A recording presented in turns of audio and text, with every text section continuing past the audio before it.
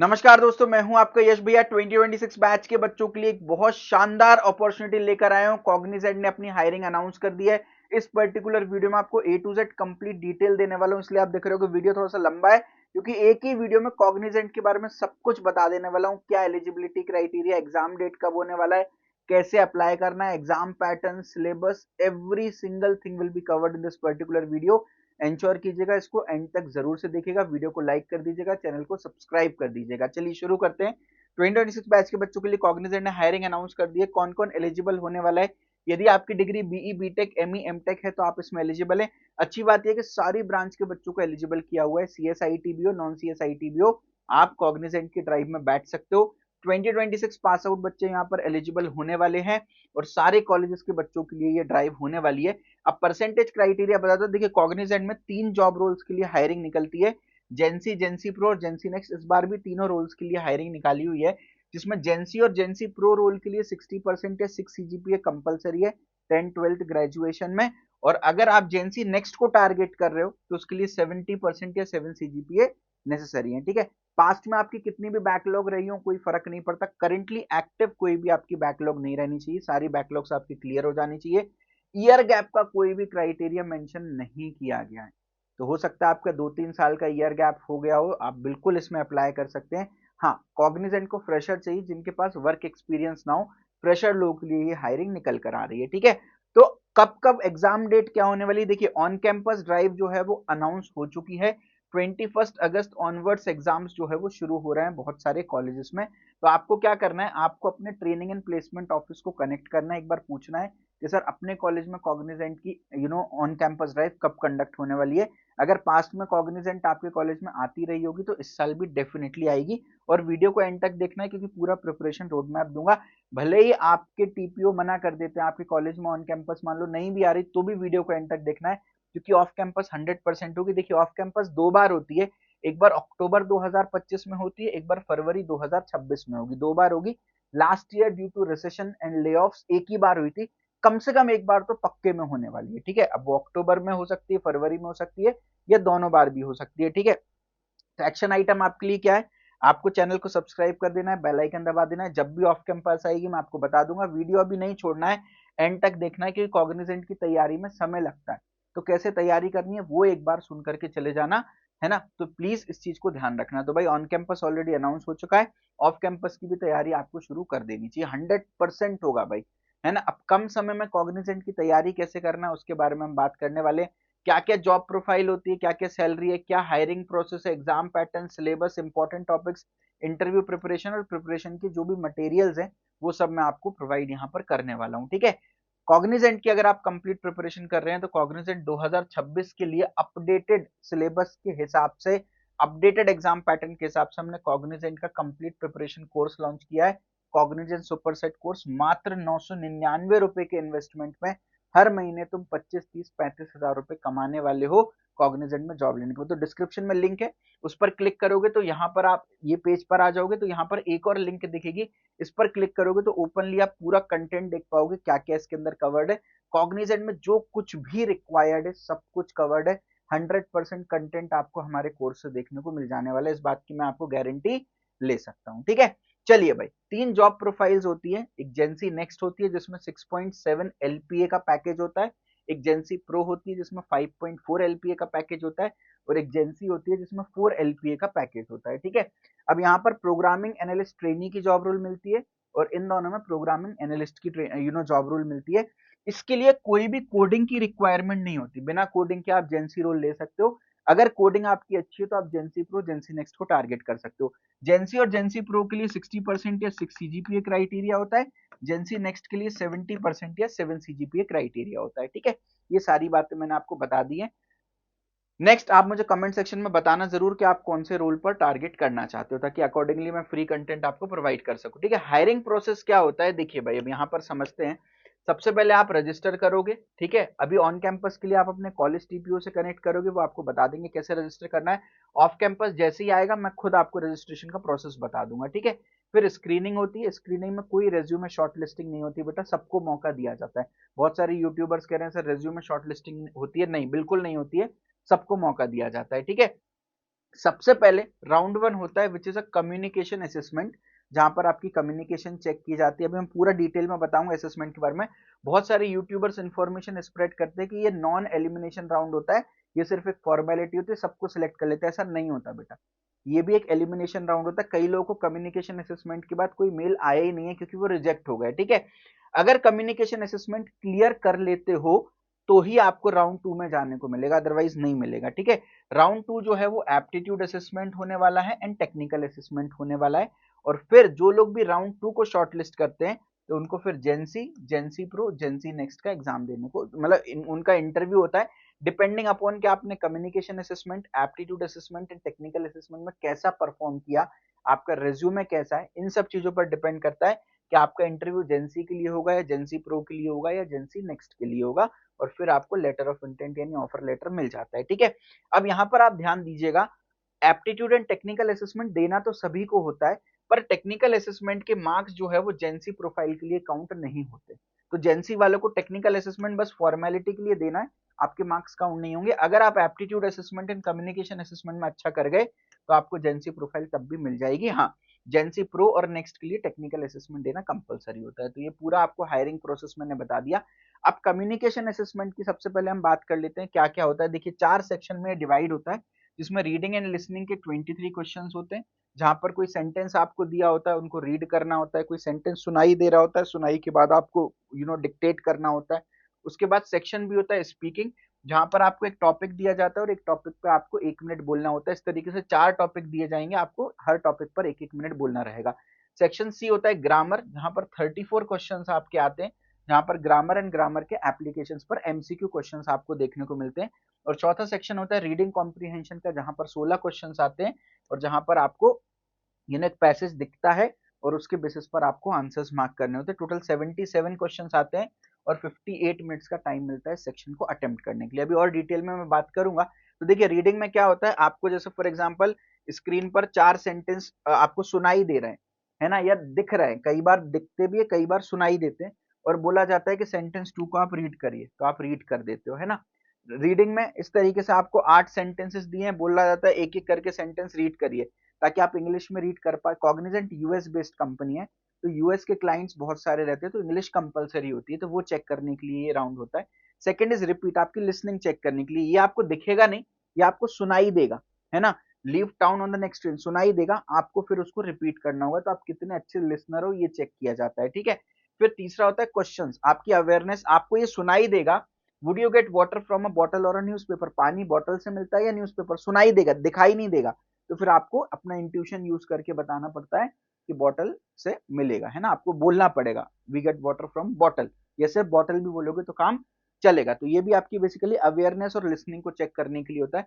चौथा होता है सेंटेंस बिल्ड, अगेन आपको सुनाई देगा, दिखाई कुछ भी नहीं देगा। Was reading my mother her favourite magazine, तो ये जम्बल्ड अप है, तो आपको इसको सही बोलना पड़ेगा, my mother was reading her favourite magazine, ये करेक्ट होगा, है ना। somebody started laughing करेक्ट होगा, his friends admired his new car correct होगा, है ना। 3 teenagers bought the rare paintings into this country सही होगा। तो ये सुनाई देंगे और आपको उसके बेसिस पर आंसर करना रहेगा। ठीक है, ई जो पार्ट है इसमें स्टोरी रीटेलिंग्स भी कई बार आ जाता है, आपको एक शॉर्ट स्टोरी सुनाई दी जाती है और फिर उस स्टोरी को आपको एग्जैक्टली सेम तो आप नहीं बता पाओगे, बट समहाउ जितना सेम बता पाओगे उतना बढ़िया है। ठीक है, और कुछ ओपन क्वेश्चंस आते हैं, सुनाई देंगे कि भाई वीकेंड्स पर आप एक्स्ट्रा काम करना पसंद करोगे या रेस्ट करना पसंद करोगे, है ना। तो फिर आपको बताना रहेगा कि आप क्या करना पसंद करोगे। इस तरीके के क्वेश्चंस पूछे जाते हैं।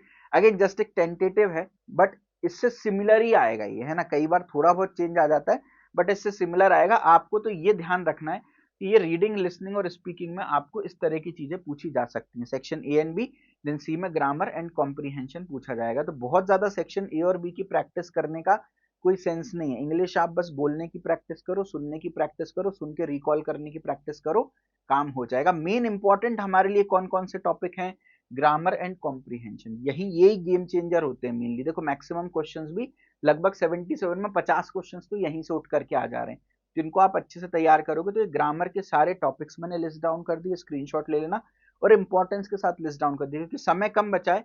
तो जिनको मैंने 4 इंपॉर्टेंस दिए है ना एंड 3 इंपॉर्टेंस दिया, आप इतने टॉपिक्स मेनली अभी कर लो, इन टॉपिक्स को बाद में कर लेना भले, है ना। तो ये एक इंपॉर्टेंट चीज है कि जिन जिन टॉपिक्स को आपको करके जाना है, ठीक है। तो कॉग्निजेंट सुपरसेट कोर्स के अंदर हमने पूरा कंप्लीट आपको कम्युनिकेशन असेसमेंट भी पूरा करा रखा है, ग्रामर एंड कॉम्प्रीहेंशन भी करा रखा है। कॉग्निजेंट के सारे प्रीवियस ईयर, कॉग्निजेंट में 60-70% पेपर प्रीवियस ईयर से उठकर आ जाता है, वो भी करा रखा है। और पूरा जो आपके रीडिंग एंड स्पीकिंग वाला पार्ट है उसकी भी प्रैक्टिस करा रखी है। देखिए भाई, जब समय कम बचता है ना, तो उस समय कोर्स की रिक्वायरमेंट होती है। अगर आप एक साल पहले से कॉग्निजेंट की तैयारी कर रहे होते तो आपके पास समय ही समय है, तो आप यूट्यूब फ्री कंटेंट से भी पढ़ लेते। बट क्योंकि समय कम है तो कोर्स की रिक्वायरमेंट है, आपको कोर्स लेना चाहिए, ठीक है। अगर सिलेक्शन नहीं होगा तो फिर आपको दिक्कत हो जाएगी, ठीक है। तो कम्युनिकेशन असेसमेंट की तो अपन ने बात कर ली। वैसे भी रिसेशन में ज्यादा मौके बेटा मिल नहीं रहे, तो जो मिल रहे हैं उनको 100% शिद्दत के साथ ग्रैब करो। सेकेंड असेसमेंट आपका होता है aptitude assessment. Aptitude assessment basically 80 minutes का होता है, 2 सेक्शन में डिवाइडेड होता है, quantitative aptitude, analytical and logical reasoning. और इन्हीं के अंदर एक गेमिफाइड एप्टीट्यूड भी आता है, जहां पर गेम्स आपको दिखते हैं, गेम्स खेलने का मौका मिलता है, और इन गेम्स में आप कितना लेवल पार कर लेते हो उसके हिसाब से आपकी मार्क्स जो है वो डिसाइड होते हैं। तो सब बताऊंगा मैं। तो क्वांटिटेटिव एप्टीट्यूड का ये पूरा सिलेबस है। अगेन आप केवल ये टॉपिक्स फिलहाल कर लो, समय अगर कम है तो, क्योंकि ये इंपॉर्टेंट टॉपिक्स हैं। 4 और 3 वाले, 2 और 1 वाले कम इंपॉर्टेंट टॉपिक हैं, ठीक है। तो इनको आप अच्छे से कर लेना। 4 इंपॉर्टेंस यानी सबसे ज्यादा इंपॉर्टेंट, 3 मतलब उससे कम इंपॉर्टेंट, 2 उससे कम, 1 उससे कम इंपॉर्टेंट, ठीक है। तो ये क्वांटिटेटिव एप्टीट्यूड हो गया। एनालिटिकल रीजनिंग में ये 4 टॉपिक्स मेनली पूछे जाते हैं जिनको आपको तैयार करना है। और लॉजिकल रीजनिंग की बात करूंगा, देखिए 2 सेक्शन है यहाँ पर, analytical reasoning and logical reasoning. बेटा इतना माइन्यूट लेवल पर कोई आपको सिलेबस नहीं बताएगा जो मैं बता रहा हूँ, ठीक है। तो प्लीज वीडियो को लाइक कर देना। एनालिटिकल रीजनिंग में ये 4 टॉपिक्स और ये पूरा लॉजिकल रीजनिंग का सिलेबस है। अब आप देखिए भाई, यहाँ पर ये टॉपिक्स जो है वो ज्यादा इंपॉर्टेंट है, इनको आप अच्छे से कर लीजिएगा, ठीक है। अब आप देखिए कितना बड़ा सिलेबस है कॉग्निजेंट का, यार तैयारी में समय तो लगेगा ना। उसके बाद जो गेमिंग चैलेंज है, 8 गेम्स होते हैं, 8 में से कोई भी 4 गेम्स आपको देखने को मिल जाएंगे। Digit challenge, motion challenge, geo sudo, deductive logic challenge, inductive logic challenge, odo challenge, similarity challenge, switch challenge, grid challenge, inductive logic challenge. किस किस गेम को खेलने के कितने मिनट, 6 मिनट मिले हैं, तो 6 मिनट में तुम जितने ज्यादा लेवल्स पर पहुंच सकते हो उतना बढ़िया तुम्हारे लिए रहेगा, ठीक है। अभी एग्जैक्टली गेम्स होते क्या है ये सब कुछ आपको हमारे कॉग्निजेंट सुपरसेट कोर्स में लिटरली ये गेम्स खेलने को मिल जाएंगे। एंड्रॉइड ऐप का लिंक भी मिल जाएगा जहां पर लिटरली आप इन गेम्स को खेल सकते हो। तो कॉग्निजेंट सुपरसेट कोर्स के अंदर पूरी क्वांटिटेटिव एप्टीट्यूड जो कॉग्निजेंट के लिए रिक्वायर्ड है वो सब कुछ कवर्ड है। कॉन्सेप्ट्स, कॉग्निजेंट के सारे प्रीवियस ईयर क्वेश्चंस, वो भी टेस्ट के फॉर्मेट में, ताकि आप टेस्ट दोगे, टाइमर बेस्ड क्वेश्चन सॉल्व करोगे, एग्जाम में आप टाइम मैनेजमेंट बेटर कर पाओगे। ऐसी पूरी एनालिटिकल एंड लॉजिकल रीजनिंग दे रखी है, और इनके सारे previous year question, concept as well as questions, और पूरी गेमिंग एप्टीट्यूड भी आपको करा रखी है। आप देख सकते हो भाई, 285 लेसन, 147 लेसन। तो आपको next level complete syllabus coverage यहाँ पर हमारी तरफ से मिल जाने वाला है, ठीक है। तो कम्युनिकेशन असेसमेंट क्लियर कर लिया, एप्टीट्यूड असेसमेंट क्लियर कर लिया। अब अगर आप सिर्फ जेंसी टारगेट कर रहे हो तो इतना ही काफी हो जाएगा, लेकिन अगर आप जेंसी प्रो और नेक्स्ट टारगेट कर रहे हो तो टेक्निकल असेसमेंट पर भी जाना पड़ेगा। भैया कैसे पता चलेगा मैं टारगेट क्या करूं? तो अगर टेक्निकली आप बहुत अच्छे नहीं, अभी मैं टेक्निकल असेसमेंट का सिलेबस दिखाऊंगा, अगर आपको लग रहा है कि यार ये तो बहुत ज्यादा, इतना मुझे नहीं आता, तो प्लीज आप इसको इग्नोर कर दीजिएगा। आप कम्युनिकेशन और एप्टीट्यूड पर फोकस करिएगा। अगर आप टेक्निकली अच्छे भी हो तो बेटा यहाँ तक पहुंचने के लिए पहले इसको क्लियर करना पड़ेगा, फिर इसको क्लियर करना पड़ेगा, तब जाके आप यहाँ पहुंच पाओगे। तो डायरेक्ट टेक्निकल असेसमेंट में नहीं, सबसे पहले कम्युनिकेशन असेसमेंट की तैयारी करनी है, फिर एप्टीट्यूड असेसमेंट, एंड लास्ट में हमको टेक्निकल असेसमेंट की तैयारी करनी है, ठीक है। टेक्निकल असेसमेंट में बेसिकली 3 क्लस्टर आते हैं, स्किल क्लस्टर 1, 2, 3। 3 में से कोई भी 2 आपको चूज करने रहते हैं ना। तो क्लस्टर 1 में जावा, क्लस्टर 2 में पाइथन, क्लस्टर 3 में सी शार्प आता है। आपको जो भी प्रोग्रामिंग लैंग्वेजेस इनमें से आती हैं, आप वो क्लस्टर चूज करिएगा। मान लो आपको सिर्फ जावा आती है, अब 1 तो आप चूज करोगे, 2 और 3 में से कोई एक चूज करना है। तो मैं आपको अपने एक्सपीरियंस से बताता हूँ, पाइथन और जावा सीखना आसान होती है as compare to C sharp. तो आप 1 और 2 चूज कर लीजिए, है ना। और मतलब जस्ट मैंने आपको बता दिया, लेकिन अगर सी शार्प आती है तो 3 तो चूज करना ही है। 1 और 2 में से जो आपको बेटर, आप जल्दी सीख सकते हो, वो चूज कर लीजिएगा, ठीक है। तो जावा, पाइथन, सी शार्प, उसके अलावा एसक्यूएल तीनों क्लस्टर में कॉमन है। उसके अलावा क्लस्टर 1 में एचटीएमएल सीएसएस जावास्क्रिप्ट, क्लस्टर 3 में भी एचटीएमएल सीएसएस जावास्क्रिप्ट, क्लस्टर 2 में क्लाउड फंडामेंटल्स कंपलसरी है, ठीक है। अब देखिए कॉग्निजेंट वाले इतने चंटे, 99% लोग 1 और 2 क्लस्टर को चूज करते हैं। तो मतलब भाई साहब, आपको Java, Python, SQL, HTML CSS JavaScript, cloud fundamental, इतना सब कुछ पढ़ना पड़ेगा, है ना। अब यहाँ पर लेकिन एक अच्छी बात क्या है कि जो 85% क्वेश्चंस हैं वो पहले 2 एरिया से आएंगे, यानी Java, SQL, Python SQL, C sharp SQL, है ना। ये तो इस वाला जो HTML CSS JavaScript cloud fundamental है, अभी के लिए आप चाहो तो इसको इग्नोर भी कर सकते हो अगर समय कम बच रहा हो, ठीक है। अब ऐसे ही मैंने आपको जो क्लस्टर 1 है उसका पूरा सिलेबस दे देता हूँ। जावा में आप देखिए ये टॉपिक्स इंपॉर्टेंट है, माई एसक्यूएल, ANSI SQL में ये इंपॉर्टेंट है, और HTML CSS जावास्क्रिप्ट की अगर हम बात करें तो HTML CSS जावास्क्रिप्ट के ये इंपॉर्टेंट टॉपिक्स है जिनको आपको कमांड करना है ना। क्लस्टर 2 की बात करूं तो पाइथन के इंपॉर्टेंट टॉपिक्स, एसक्यूएल का सिलेबस मोरलेस सेम है, और क्लाउड कंप्यूटिंग से आपको इस तरह के टॉपिक्स में से क्वेश्चन देखने को मिल सकते हैं, ठीक है। ऐसे क्लस्टर 3 की बात करूं तो सी शार्प का सिलेबस, माई एसक्यूएल के इंपॉर्टेंट टॉपिक्स लगभग वही सेम है, और HTML CSS जावास्क्रिप्ट के भी इंपॉर्टेंट टॉपिक्स सेम रहने वाले हैं, ठीक है। अब तैयारी कैसे करना है आप देखिए, कॉग्निजेंट सुपरसेट कोर्स में ये पूरी जावा करा रखी है, पाइथन करा रखी है, सी शार्प करा रखी है, एसक्यूएल तो पूछना ही पूछना है तीनों क्लस्टर में, वो भी करा रखी है। क्लस्टर 1 और 3 चूज करते हो तो HTML CSS जावास्क्रिप्ट आना चाहिए, वो करा रखी है। क्लस्टर 2 चूज करते हो तो क्लाउड फंडामेंटल आना चाहिए, वो करा रखी है, ठीक है। एट द सेम टाइम अगर आप देखो तो ऑब्जेक्ट ओरिएंटेड प्रोग्रामिंग हर क्लस्टर में पूछी ही जा रही है। ऊप्स कॉन्सेप्ट देखिए भाई, तीनों क्लस्टर में ऊप्स कॉन्सेप्ट पूछे जा रहे हैं, तो ऊप्स कॉन्सेप्ट अलग से भी करा रखे हैं, और कॉग्निजेंट के जो प्रीवियस ईयर कोडिंग क्वेश्चंस हैं वो भी हमने इसके अंदर करा रखे हैं। लिटरली इतना वाइड सिलेबस कवरेज आपको इंडिया में और कोई प्लेटफॉर्म इस प्राइस रेंज पर दे ही नहीं सकता, तो आपके लिए बहुत बढ़िया है। साथ में फुल लेंथ टेस्ट भी मिल रहे हैं जिनमें एक्चुअल कॉग्निजेंट के पैटर्न पर बेस्ड क्वेश्चंस होंगे, प्रीवियस ईयर क्वेश्चंस होंगे। तो फुल लेंथ टेस्ट में आपके जितने नंबर आ रहे हैं ना, लगभग लगभग उतने ही नंबर आपके एक्चुअल एग्जाम में भी आएंगे। तो कम से कम 60% स्कोर यहाँ पर करना, क्योंकि लगभग 60% कट ऑफ, 70% कट ऑफ जाता है, ठीक है। ये तो हो गई एग्जाम की तैयारी। अब एग्जाम में आप कैसा परफॉर्म करते हो उससे आप जज कर लोगे कि मुझे जेंसी मिलेगा, जेंसी नेक्स्ट मिलेगा, या जेंसी प्रो मिलेगा, ठीक है। तो उस हिसाब से आप अपने इंटरव्यू की तैयारी कर सकते हो, ठीक है। और एग्जाम जैसे ही कंप्लीट हो, रिजल्ट का वेट मत करना, आप डायरेक्टली इंटरव्यू की तैयारी कर लेना, क्योंकि इंटरव्यू की तैयारी में 10-15 दिन का कम से कम समय लगेगा, और रिजल्ट आते ही तुरंत इंटरव्यूज हो जाते। तो जेंसी में आप बेसिक कोडिंग, एप्टीट्यूड, कम्युनिकेशन पर फोकस करेंगे, बहुत ज्यादा DSA पर फोकस नहीं करेंगे। 2 हफ्तों में तैयारी हो जाएगी, वीक 1 में ये टॉपिक्स करने हैं, वीक 2 में इन टॉपिक्स को कमांड करना है, और ये कुछ इंपॉर्टेंट क्वेश्चन है प्रीवियस ईयर जो जेंसी के इंटरव्यू में पूछे जाते हैं। जेंसी प्रो के लिए आप moderate coding, DBMS, object oriented programming, और आपका जो प्रोजेक्ट है उस पर आप फोकस कर सकते हो। 3 हफ्तों में पूरी तैयारी हो जाएगी। ये कुछ प्रीवियस ईयर क्वेश्चन है, ठीक है। और जेंसी नेक्स्ट के लिए आप DSA अच्छे से करो, एडवांस कोडिंग करो, प्रोजेक्ट अच्छे से करो, सिस्टम डिजाइन अच्छे से करो। ये 4 वीक का रोड मैप है, 4 वीक में आप तैयारी कर सकते हो, और ये प्रीवियस ईयर क्वेश्चन है, ठीक है। आपको तीनों की नहीं, तीनों में से किसी एक की तैयारी करनी है बेस्ड ऑन योर इंट्यूशन, ठीक है।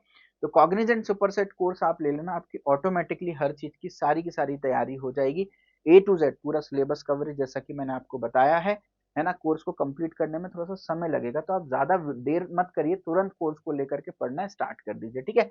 साथ में कोर्स का प्राइस जो है वो 1499 है, बट अभी अर्ली बर्ड ऑफर में अगले 1-2 दिन के लिए 999 रुपीज में मैं आपको इतना सब कुछ दे रहा हूँ, तो ये भी आप ध्यान रखिएगा, कोर्स का प्राइस कभी भी बढ़ सकता है। इसके साथ 4-5 एड ऑन्स भी हम देते हैं, अब डिपेंडिंग ऑन आपकी नीड क्या, आप इन एड ऑन को सेपरेटली परचेज कोर्स के साथ कर सकते हो। अगर आपके कॉलेज में कंपनीज नहीं आती भाई, तो जॉब सपोर्ट तो ये लेना ही लेना है आपको एज एड ऑन, क्योंकि इसमें मैं डेली आपको ऑफ कैंपस जॉब्स प्रोवाइड करूंगा। हमारा एक सेपरेट जॉब पोर्टल है जहां डेली ऑफ कैंपस जॉब्स हम पोस्ट करते हैं, और अभी तक 110 जॉब्स करेंटली इसके अंदर एक्टिव हैं जो पोस्टेड हैं, ठीक है। रेज्यूमे अच्छा नहीं बनाया है, कोई सीनियर नहीं है रिव्यू करने के लिए, जिसका प्लेसमेंट हुआ हो, कोई रिव्यू करने के लिए नहीं है, तो हमारे एक्सपर्ट से रिज्यूमे रिव्यू करा लेना। 1-to-1 अपना मॉक इंटरव्यू जरूर करा लेना, ताकि जो गलती इंटरव्यू में करने वाले हो वो मॉक इंटरव्यू में कर लो। कंसिस्टेंसी नहीं बन पाती है तो 4 महीने मुझसे लाइव क्लासेस ले लो, 4 महीने में पूरा प्लेसमेंट रेडी करा दूंगा। और अगर आपको गाइडेंस चाहिए प्रॉपर प्लेसमेंट को लेकर के, कंफ्यूज हो, तो पर्सनल 1-to-1 मेंटर ले लो। यहाँ पर आपको एक इंडस्ट्री एक्सपर्ट का कॉन्टेक्ट नंबर प्रोवाइड किया जाएगा, आपके कोर्स वैलिडिटी तक वो आपको सर्व करेंगे, आप कभी भी उनसे बात कर सकते हो, ठीक है। तो इनमें से जो भी एड ऑन आपको लेना हो, resume review unlimited number of times करा सकते हो, मॉक इंटरव्यू भी अनलिमिटेड नंबर ऑफ टाइम्स आप करा सकते हो, ठीक है। तो this is all from my side, आप जरूर से कोर्स को चेकआउट करें। ये हमारी टीम के कॉन्टैक्ट नंबर्स हैं, टीम को कॉन्टैक्ट करें, या तो इस QR कोड को स्कैन करके व्हाट्सएप पर बात कर सकते हैं, ये नंबर्स भी व्हाट्सएप पर है, टीम से व्हाट्सएप पर बात कर सकते हैं। और कमेंट सेक्शन में कॉग्निजेंट के प्रीवियस ईयर क्वेश्चंस लिख दो, अगर काफी सारे कमेंट्स आएंगे तो मैं प्रीवियस ईयर क्वेश्चंस पर एक डेडिकेटेड वीडियो बना देने वाला हूँ, है ना। चलिए खुश रहें, अपना ध्यान रखें, वीडियो को लाइक करें, दोस्तों में शेयर करें, चैनल को सब्सक्राइब करें। जय हिंद, जय भारत, टेक केयर।